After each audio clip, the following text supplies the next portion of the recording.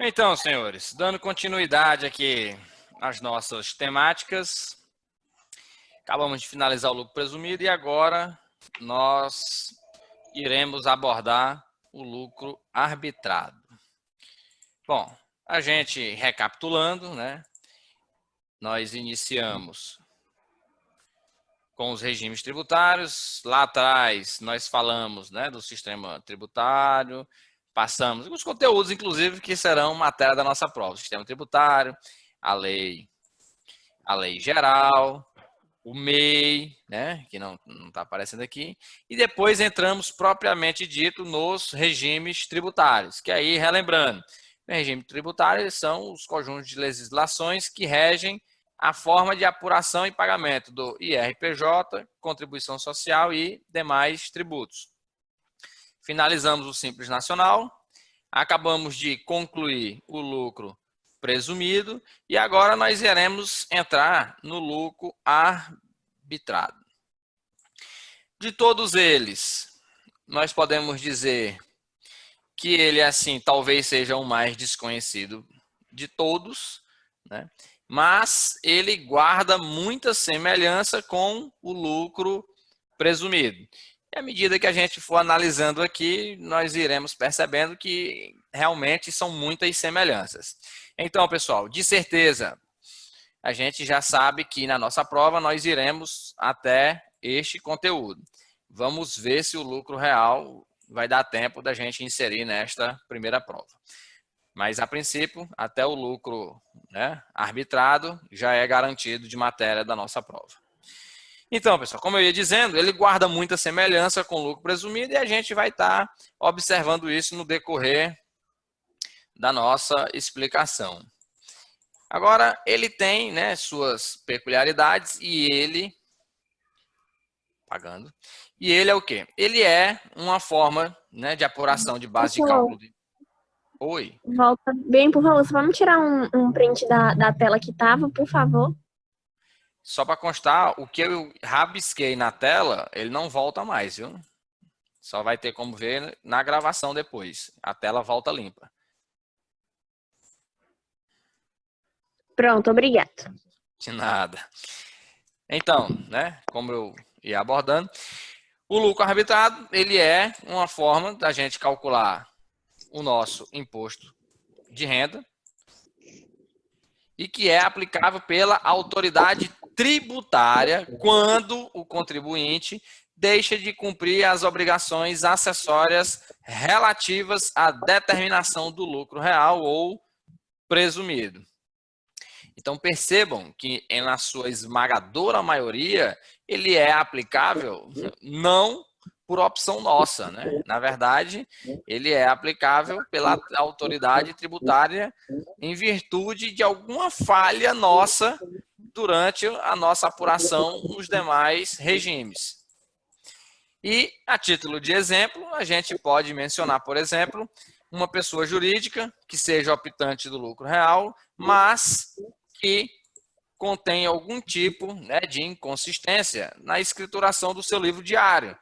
E, claro, deixou de efetuar os devidos ajustes e controles no LALUR, que é o nosso livro de apuração do lucro real, que a gente vai ver no próximo conteúdo. Mas, para efeitos de exemplo, pessoal, o que a gente quer dizer aqui é que seria alguma inconsistência na elaboração das nossas obrigações acessórias, que aqui, especificamente, nos referimos aos livros contábeis, aos registros contábeis, a forma no qual você procedeu para o registro e apuração do tributo.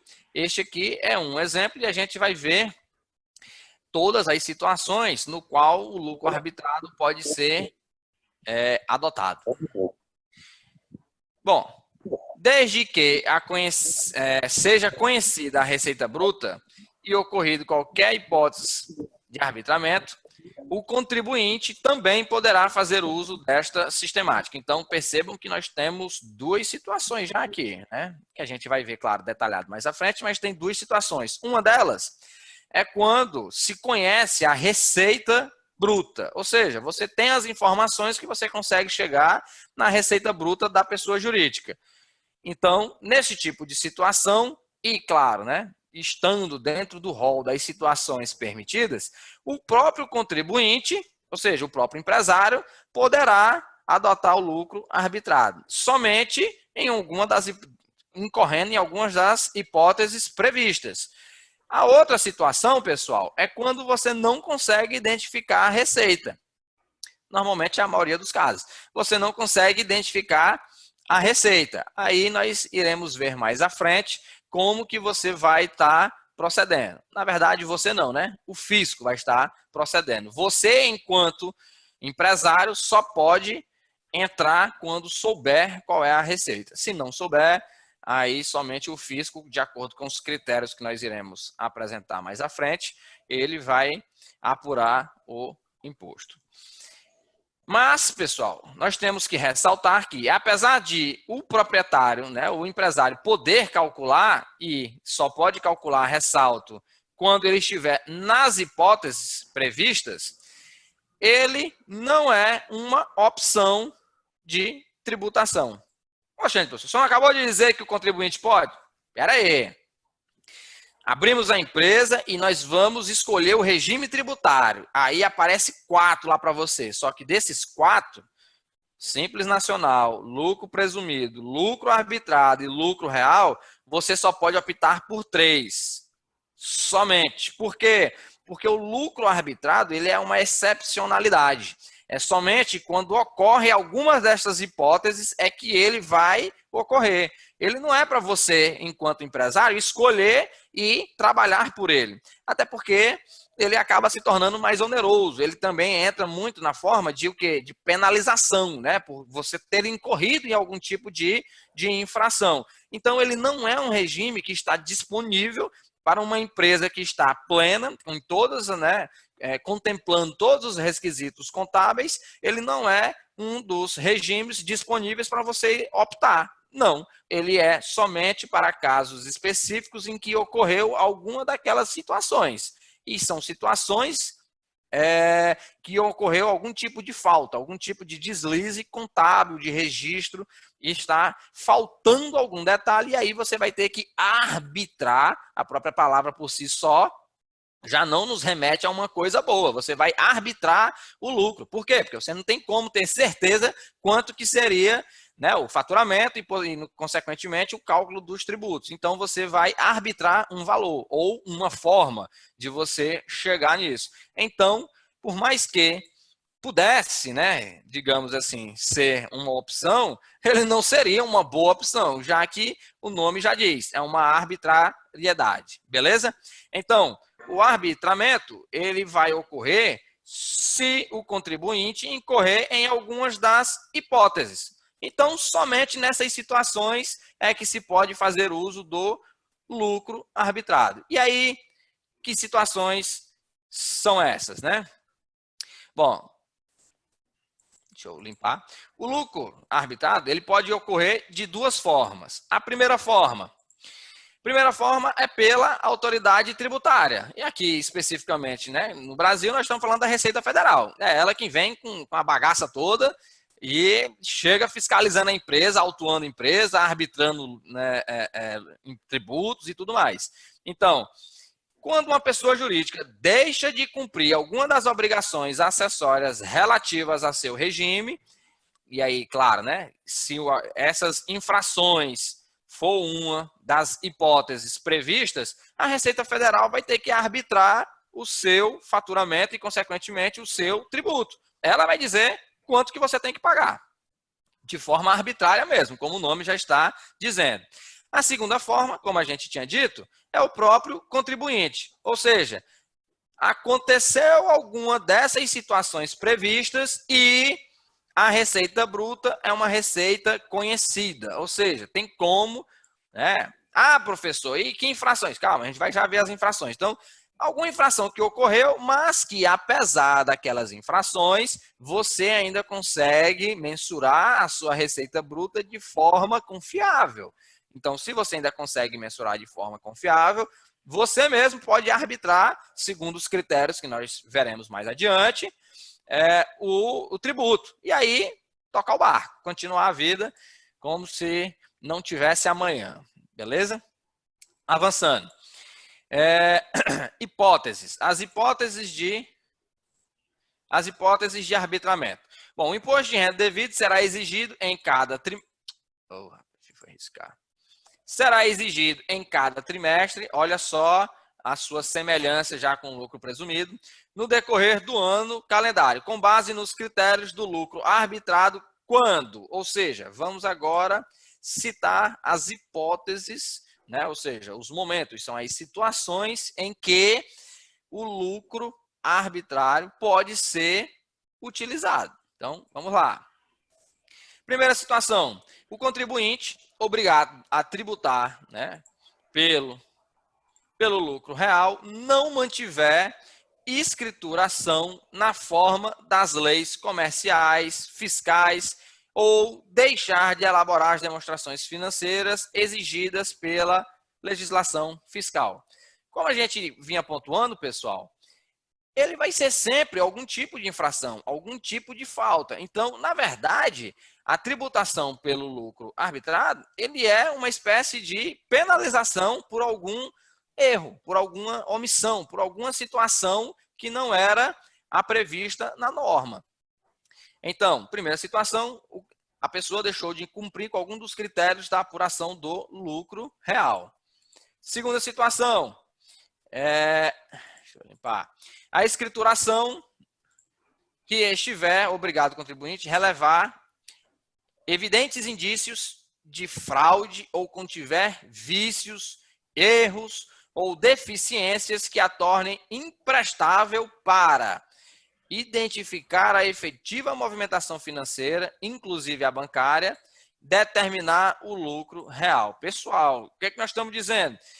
Nós estamos falando que a declaração contábil, ou seja, aqueles relatórios contábeis, eles estão imprestáveis, ou seja, eles não servem para a sua finalidade do qual foi criada, que é o quê? Identificar a nossa movimentação financeira. E aí, lembrando que quando a gente fala de contabilidade, a contabilidade financeira, os seus registros no enfoque financeiro. Depois é que surge contabilidade gerencial e etc. Mas para efeitos de fisco, a nossa contabilidade ela é puramente, estritamente financeira. Claro que nossa função enquanto contador vai muito além disso, mas para efeitos de tributos e impostos, né, nós estamos falando de contabilidade da movimentação financeira. Então, se você incorrer em algum tipo de fraude, vício, erro, deficiência, ou seja qual for o motivo que torne imprestável os relatórios contábeis, você está numa situação de arbitramento. Uma terceira situação é quando o contribuinte deixar de apresentar à autoridade tributária os livros e documentos de escrituração fiscal ou o livro caixa. Ou seja, chegou o fiscal, ele pede os livros e a empresa diz, eu não tenho esses livros, ou simplesmente não entrega, a autoridade ela tem plenas condições, né, e habilitações para que implemente o arbitramento ali do seu tributo. Então, perceba que as situações elas são muito similares no sentido de quê? No sentido de que está faltando alguma coisa ou deixou de realizar a contento. Avançando. Ainda, nós temos o contribuinte optar indevidamente pela tributação no lucro presumido. Pessoal, se você é obrigado a tributar pelo lucro real, se você não se enquadra nas opções de lucro presumido, você está ensejando numa situação de arbitramento também para o fisco. Lembre-se, a Receita Federal. Ainda, o representante de pessoa jurídica que deixar de escriturar seus livros comerciais de modo que demonstre, além dos rendimentos... Agora, só meu e teu. Oi? Francisco, tudo bem? Os lucros reais apurados na apuração de conta em cada período. Ou seja, se você deixar de cumprir com o registro e escriturar os livros conforme foi estabelecido, também vai ensejar no arbitramento. E aqui especificamente falando de pessoa jurídica estrangeira. 6, que acaba complementando, né? Porque nas hipóteses anteriores nós estamos falando aqui de caráter nacional. Deixou de registrar alguma coisa que era previsto, aí agora incluiu também as pessoas jurídicas de fora. Contribuinte que não mantiver em boa ordem e segundo as normas contábeis recomendadas, livro-razão, fichas utilizadas para resumir e totalizar por conta ou subconta os lançamentos efetuados no diário. Aí, pessoal, aí é aquela hora que cabe uma reflexão danada. Os senhores trabalham em escritório de contabilidade, correto? Muitos dos senhores, né? Pelo menos. O que eu pergunto? Todas as empresas lá do escritório onde vocês estão, que vocês têm contato, eles têm impresso o livro razão, o livro diário, eles têm tudo isso ou não?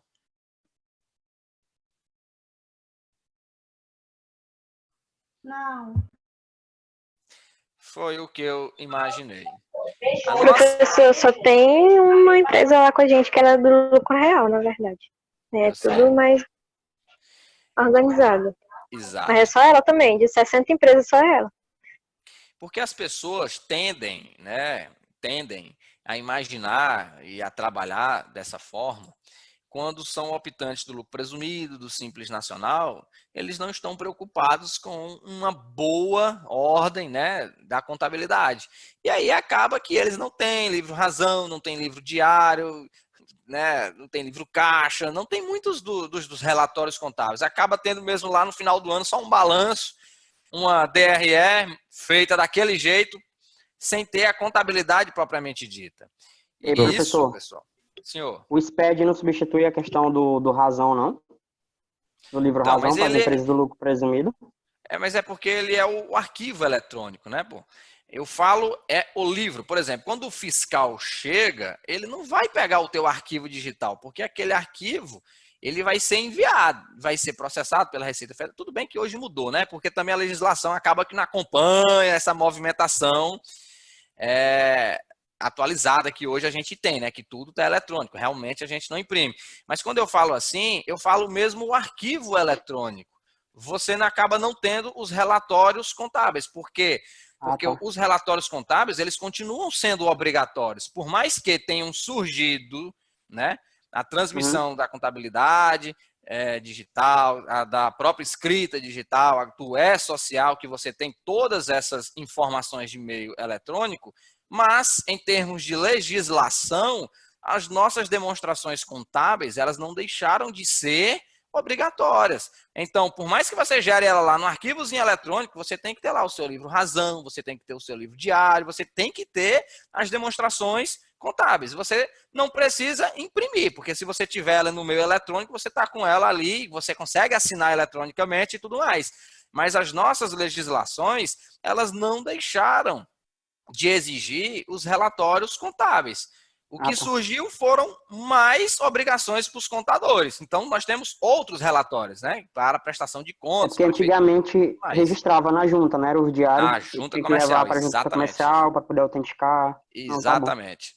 E eu posso lhe dizer, comandante, que no nosso escritório também, poucas empresas fizeram isso. Para ser bem sincero, só as que estavam mesmo no lucro real, e aí a gente realmente mandava no termo de abertura, no termo de encerramento, aí você tinha lá o registrozinho lá da junta comercial, porque aquilo ali é o que passaria a dizer, olha só, tá valendo, né, para todos os efeitos. Por quê?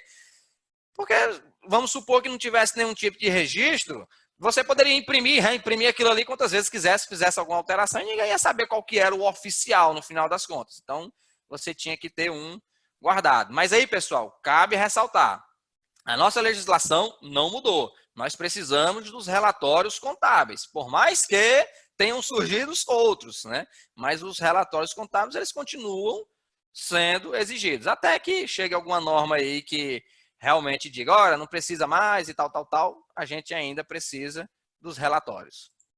Então, avançando, senhor. Atualmente, com relação a esse assunto, o que acontece geralmente com as empresas pequenas, só fazem esses livros, assim, essas obrigações, quando estão, por exemplo, concorrendo à licitação. É, Que é o caso que está acontecendo lá no escritório onde eu trabalho. a correria. Aí tem que fazer na base da correria, às vezes. Exato. E até porque, Anderson, e aí Túlio, né? O pessoal que já está, o Emerson, que o pessoal que já está no escritório, a Luana, que são as pessoas que eu tenho ciência que já estão mesmo na atividade, praticando. Então, o que acontece, pessoal? No nosso dia a dia, essas pequenas empresas, elas não querem mandar nem a documentação para a gente fazer o registro.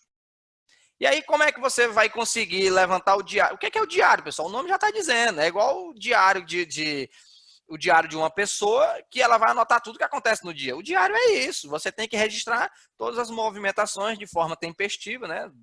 Então, você tem que preparar os seus relatórios, mas a nossa realidade é que não são feitos. Na prática, não são feitos. Somente aquelas que realmente, por exigência de um controle maior, no caso do lucro real, acabam realizando, ou na situação dessa, como o Francisco está pontuando. Olha, a empresa está precisando e agora ela corre atrás. Aí chega com tudo. O que você precisar, o que tu pedir agora, ela vai te entregar, Francisco. Mas também aguente a pressão, porque ela vai querer o mais rápido possível.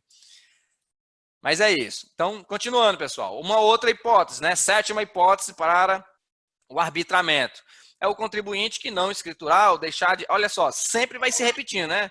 Deixou de escriturar, deixou de acrescentar, ou que ele escriturou não tem serventia, está adulterado, tem fraude. É sempre nessa toada, né? Diga alguma coisa que está fora da normalidade. Então, ó, o contribuinte deixou de escriturar ou apresentar à autoridade tributária as informações necessárias para gerar o F-Conte por meio de programa validador e assinador. Bom, esse aqui especificamente, pessoal, ele nem existe mais, né? Esse daqui, ele foi extinto ainda lá em 2015, né? Pela lei 12.973, em que ele tinha algumas especificações, né? Algumas situações diferenciadas, mas acaba que ele nem existe. Falou, professor, só eu. Oi? Eu te ouvi. Gente. Gisele, tudo bem? Firme e forte? Pessoal, estão ouvindo? Ok, ouvindo aqui. Sim. Beleza. Então, pessoal, então essa daqui, na verdade, esse relatório, ele já não existe mais. Mas a gente apresenta para os senhores, por quê? Porque ele consta na norma e aí, né, no dia que tiver uma atualização, ele vai deixar de existir aí por algum momento. Até porque se nós estamos falando de 2015, qualquer coisa que seja de 2015, a partir do ano que vem, já entrou no nosso prazo de... Gente, alguém mais congelou a tela e saiu e voltou agora ou foi só comigo? Tá me ouvindo, Gisele? Não, comigo também congelou. Parou aqui, eu não ouvi mais do professor nem nada. Certo. Congelou, Tá eu fiquei professor. falando, A e sua aí fala. saiu tudo, fechou tudo e voltou tudo de uma vez sozinho. O notebook queria ouvir daqui. Então, pessoal, vocês estão me ouvindo? Posso continuar? Tô ouvindo. Então, vamos lá. Pode. Essa sétima hipótese, pessoal, o que é que a gente retomando? Ela faz menção a respeito do F-Conte, né? Que era o controle fiscal contábil de transição. Isso aqui ele não existe mais, possivelmente numa nova atualização da norma ele deva assumir, até porque, como ele foi extinto em 2015, já estão completando 5 anos, e aí, após 5 anos, nem que a Receita Federal quisesse, ela já não vai mais poder cobrar nada, né? Porque aí entra nos nossos prazos de decadência e prescrição. Igualmente a gente viu na nossa primeira aula. Mas está aqui para os senhores tomarem ciência, e aí ainda consta na norma. Continuando, o oitavo, pessoal, a oitava hipótese é o quê? É o contribuinte não escriturar ou deixar de apresentar à autoridade tributária a escrituração contábil fiscal, né? Claro, você tem que ter a sua escrita fiscal, senão não faz o menor sentido. Como é que você está apurando seus impostos?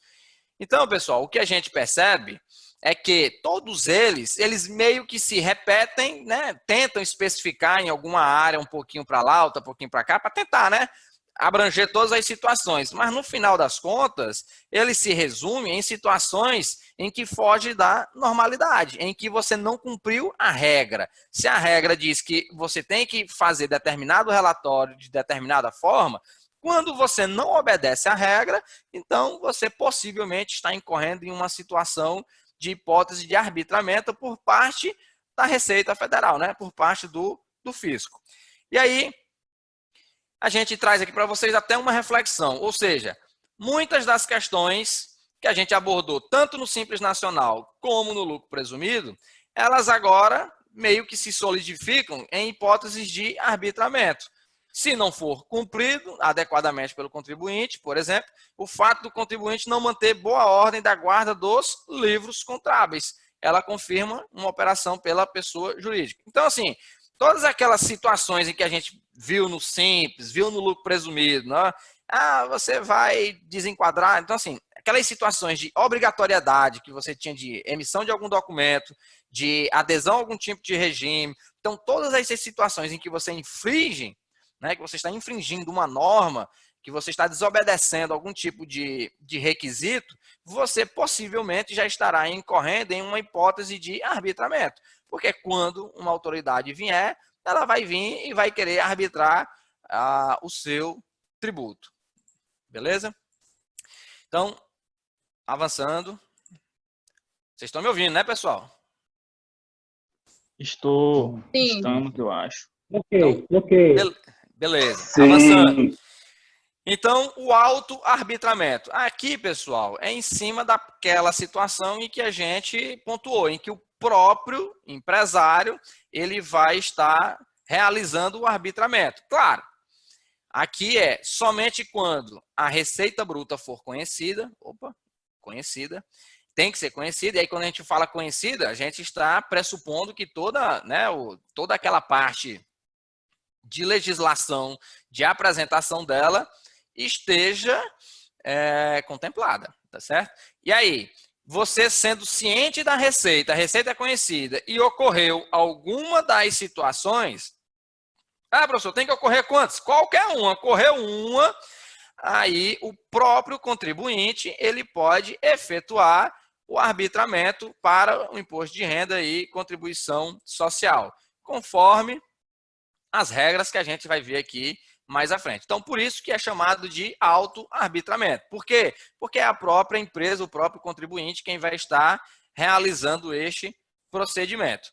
A opção, né, pelo lucro arbitrado, ela é manifestada a partir do pagamento da primeira parcela. Ou seja, para o auto-arbitramento, o contribuinte, para ele declarar, como é que eu vou fazer isso? Bom, é igualmente quando a gente faz o do lucro presumido, né, que você paga o do lucro real. A opção como é que é? É quando você efetua o pagamento. Quando você efetuar o pagamento, porque cada um tem seus códigos, quando você efetuar o pagamento, vai ser reconhecido na Receita Federal que você está ou no lucro real, ou no lucro presumido, ou no lucro arbitrado. Então, pagou, você vai estar, né, reconhecendo o regime tributário em que você está adotando naquele momento. E aí, relembrando que a apuração é trimestral, igualmente nós vimos no lucro presumido, e a gente vai, inclusive, apresentar para os senhores como que é as datas e o processo do senhor. No caso, se a empresa, por exemplo, no começo do ano, né, ela surge em alguma hipótese dessa daí que o senhor apresentou, uma das 7. Certo. Aí, para fins de imposto de renda e contribuição social, vai ser em cima do lucro arbitrado no término do ano todinho. Olha, bonitão, tu tá fazendo eu antecipar coisas do slide lá na frente, mas eu já lhe digo, não, você só vai arbitrar enquanto estiver incorrendo naquela situação de hipótese. Então vamos supor, primeiro e segundo trimestre, você estava incorrendo nessa hipótese. A partir do terceiro trimestre, a empresa limpa, regularizada. Aí, meu amigo, você vai para o regime de tributação, que era o que você iria optar. O lucro presumido, lucro real, a situação que você tiver apto, né? A situação que você estiver apto a fazer parte. Beleza? Mas aí você não, você não fica com ele ad eterno. Ele só vai ficar enquanto estiver acontecendo aquela situação. Regularizou, aí você volta para normalidade. Mas isso aí a gente ia ver mais na frente, a gente vai ter que pular o slide agora. Mas beleza. Avançando, senhores. Então vamos lá. A apuração do lucro arbitrado, pessoal, quando for conhecida a receita bruta, será um montante determinado pelas seguintes somas. E aí aqui eu já até digo, é muito idêntico, né, ao do lucro presumido. O que ele está dizendo aqui? Você vai somar suas receitas. Tem que somar. É o mesmo mecanismo que você faz para o lucro presumido. E aí, o que é considerado receita? Então, é o valor resultante de aplicação de percentuais sobre a receita bruta definida no artigo 26. Aqui é a tabela, né, a tabela de arbitramento que a gente vai ver mais à frente. É similar à tabela do lucro presumido. Por isso que eu disse que tem muitas semelhanças. Também, os ganhos de capital, pessoal, de receitas, resultados positivos, os rendimentos e ganhos líquidos oferidos de aplicações financeiras, de renda fixa ou renda variável, né? Juros sobre o capital próprio, os valores recuperados correspondentes a custos de despesa, inclusive, então, tem algum tipo de recuperação de despesa ou de perda, valores dos percentuais sobre parcelas de receitas nas exportações, conforme previsto na instrução normativa. Então, assim, todas as receitas, né, você vai estar trazendo ela e aí, similar ao que acontece no lucro presumido, você tem a presunção, né, o arbitramento em cima das receitas brutas e os outros vão entrar como receitas, né, as demais receitas posterior. Igualmente, o mesmo mecanismo do lucro presumido. Ainda, a diferença de receita financeira, calculada conforme o disposto no capítulo 5. Multas ou qualquer outra vantagem paga ou creditada por pessoa jurídica, ainda que a título de indenização. Então, pessoal, em resumo, até para a gente não ficar muito só nessa parte conceitual, todas as entradas que nós tivermos, de certa forma, elas vão estar sendo enquadradas. O que for pertencente à receita bruta, ela entra na alíquota de arbitramento e as outras vão entrar como demais receitas. Igualmente acontece, como a gente viu no lucro presumido. Agora, os percentuais de presunção. Para o IRPJ, os percentuais a serem aplicados sobre as receitas são os mesmos aplicáveis para o lucro presumido. É muito parecido, pessoal. O que aqui muda é que no arbitramento há um acréscimo de 20%, exceto quanto ao fixado para instituições financeiras, porque para a instituição financeira não tem um acréscimo de 20%, ele tem um valor fixo e é bem maior, diga-se passagem, né? Se a gente fosse fazer em termos proporcionais, daria mais do que um acréscimo de 20%. A gente vai ver essa tabela para vocês visualizarem melhor, no caso, esses índices, né, que a gente teria que aplicar. Já para a contribuição social, os percentuais sobre a receita bruta, quando conhecida, são os mesmos aplicáveis para o cálculo do lucro presumido. No entanto, não há majoração nas alíquotas. Ou vai ser a mesma coisa, né? Por isso que eu digo que é muito similar ao lucro presumido, porque a tabela que a gente vai usar vai ser a mesma no caso. Então, a gente tem um acréscimo aqui no imposto de renda. A gente vai pegar a tabela do imposto de renda e vai aumentar em 20%, com exceção das instituições financeiras. Ela, a gente não aumenta, ela tem um valor fixo já estabelecido que está lá na tabela. E a gente vai namorar com essa tabela logo aqui mais à frente. Então, caso a empresa exerça atividade diversificada, será aplicado o percentual correspondente a cada atividade. E, igualmente, a gente faz no Simples Nacional, igual a gente faz no lucro presumido. Você não tem como tributar atividades diferentes dentro do mesmo princípio. Não tem como. Você separa. Você quer prestação de serviço, você quer comércio. Qual que é a alíquota para prestação de serviço? É tanto. Aplica. Qual que é a alíquota para comércio? É tanto. Aplica. Tem que ser assim. Porque senão você vai estar tributando errado. E isso aí é até bem simples de a gente já estar entendendo, né? E tendo essa percepção. Então, os percentuais do imposto de renda e contribuição a serem aplicados ao trimestre, igualmente no lucro presumido, é o quê? Então, vamos lá para a nossa tabelinha. O que a gente tem aqui, pessoal? E aí, vou chamar a atenção dos senhores para alguns pontos. Primeiro, deixa eu tirar esse negócio aqui da minha frente. Esta primeira coluna, nós estamos nos referindo ao imposto de renda. Então, nós temos aqui a alíquota de percentual em que deverá ser aplicada nesta primeira coluna para o imposto de renda. Entretanto, nós temos uma observação que para aquelas prestadoras de serviço, certo? Que faturarem até 120 mil, ela vai ter uma alíquota de imposto de renda reduzida, que vai ficar aqui nesta segunda coluna. Então, primeira coluna é a alíquota do imposto de renda para as empresas em geral, inclusive as prestadoras de serviço.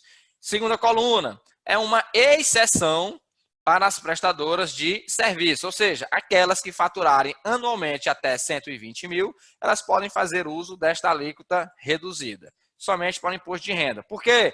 Porque na contribuição social nós não temos esta variação. Contribuição social é uma coluna só, então a alíquota que tiver lá, independente de quanto você fature, vai ser esta alíquota. Não há essa prerrogativa, igualmente há no imposto de renda para prestadoras de serviço. Então, aqui o que a gente percebe? Quando a gente vê aqui, ó, nós temos uma tabela muito parecida com a tabela do lucro presumido, e aí vai estar estabelecido os percentuais de arbitramento, né, para a presunção de arbitramento, em cada uma das atividades. Então, venda de mercadorias, né? Que em geral lá nós tínhamos o quê? 8%. 8% mais 20% vai dar o quê? Alguém se arrisca? 9,6. 9,6. Então tá aqui, ó, tá vendo? Então, ó, essa é a tabela, senhores. E aí a gente vai tendo o quê? Nós vamos tendo os percentuais de aplicação para cada uma das atividades, tanto para o imposto de renda como para a contribuição social. Então, contribuição social de mercadorias, de venda de mercadoria, 12%. E RPJ, 9,6%. E aí, vamos avançar, porque a gente vê aqui a de alguma prestadora de serviço. Olha só, o que a gente vê aqui, ó. Nessa situação aqui, imaginemos que nós estamos aqui nesta atividade número 14. Nós temos o quê? Intermediação de negócios, inclusive corretagem. Então, seguros, imóveis, né? Um corretor de seguros, né? Representante comercial. A alíquota dele para o imposto de renda é de 38,4%. Essa é a alíquota geral completa. Entretanto, quando este representante no ano estiver faturando abaixo de 120 mil, ele pode fazer uso da alíquota de 19,20%. Por quê? Porque ele está se enquadrando numa situação de exceção em que ele está faturando abaixo de 120 mil ao ano. Pessoal, abaixo de 120 mil ao ano é quase um microempreendedor individual, né? Nós estamos falando aí o quê? De 50% a mais. Então, digamos que seria um microempreendedor individual e meio. Então, nós estaremos falando dele. Então, para esse representante, né, de corretor de seguros e tal, representante comercial, quando ele estiver no ano faturando abaixo de 120 mil, ele vai utilizar a alíquota do imposto de renda de 19,20%. Quando for acima de 120 mil, aí ele vai utilizar a alíquota cheia de 38,40%. Contribuição social, independente da situação, ele vai sempre utilizar de 32%. Beleza? E aí, chama a atenção dos senhores também para o item de número 25, que são o quê? São os bancos e as instituições financeiras e assemelhados. Olha só, eles têm uma alíquota fixa aqui do imposto de renda. Como assim fixa? Que ela não utilizou o parâmetro de acréscimo de 20%. Ela já veio com esta alíquota de arbitramento pronta, definida, e é essa aqui. Ninguém sabe qual foi a modalidade do cálculo, só sabe que ela é uma alíquota fixa e já foi definida. Então, ela não entra naquela modalidade de cálculo de acréscimo de 20%. Ela é 45% e ponto final. E contribuição social também de 32%. Então, Professor, senhor, no caso, essas alíquotas aí é só para encontrar base de cálculo. sim, senhor.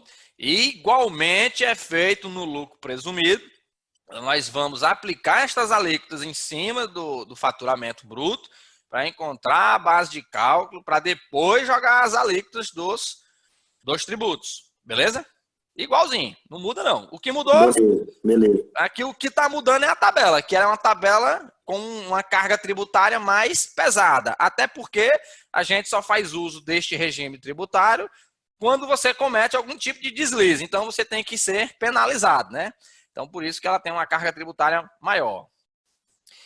Então, avançando, senhores. Deixa eu limpar essa tela. Então, aqui.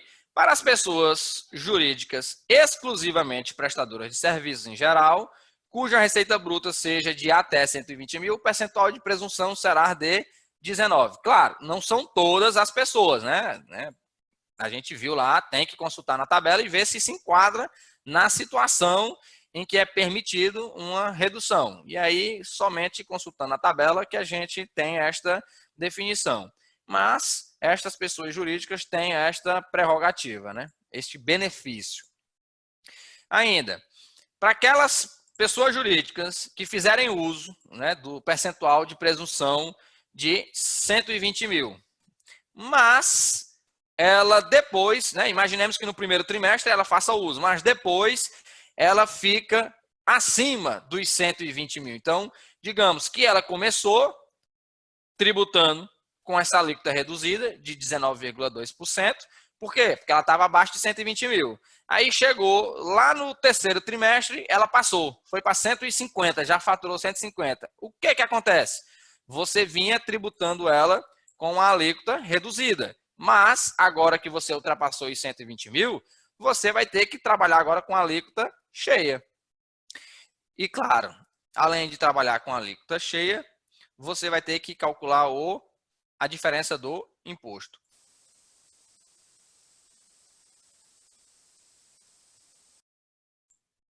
Ou seja, né, você vai ter que pagar a diferença do imposto e nós chamamos isso de imposto postergado. Ou seja, ele foi jogado para frente, foi empurrado para frente. Claro, você não tinha como adivinhar que você iria ultrapassar os 120 mil, mas agora que você ultrapassou, você vai ter que retroagir e calcular o seu imposto, tudo que ficou para trás. Por quê? Porque você deixou de ser, né, contemplado pela alíquota reduzida. Você passa a ter que tributar pela alíquota cheia. E aí, você vai ter que calcular, né, a relação de cada um dos trimestres que tiver passado. Então, se você estiver no quarto trimestre, você vai ter que retroceder lá para o primeiro e calcular toda a diferença da alíquota reduzida para a alíquota cheia. E aí, em um documento único, né, paga em cota única, sem nenhum tipo de acréscimo, você não vai pagar os juros, né, nada. Por quê? Porque você estava dentro da legalidade. Você estourou o limite já no quarto trimestre. Então, você tem até o último dia do mês subsequente ao trimestre em que ocorrer o excesso. Então, se foi no quarto trimestre, você vai ter aí até o final do mês seguinte, né, o mês de janeiro, para você efetuar o pagamento desta diferença em um DARF à parte. Beleza? A gente vai ver até um exemplo de como que a gente faz este procedimento.